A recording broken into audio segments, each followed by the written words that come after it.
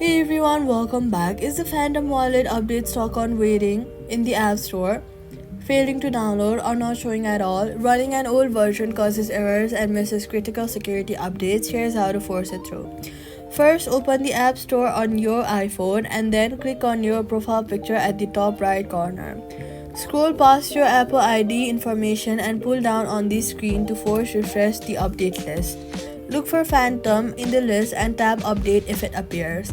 If the update is stuck on waiting or the progress circle is not moving, go to your home screen, tap and hold the Phantom icon and then tap Pause Download. Then tap it again to resume download to kickstart the frozen download.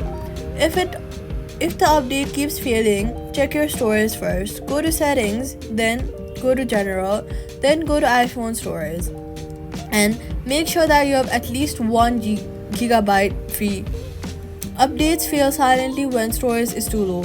Free up space by tapping Offload app on unused app, then retry. Also, try switching between Wi-Fi to mobile data before trying again.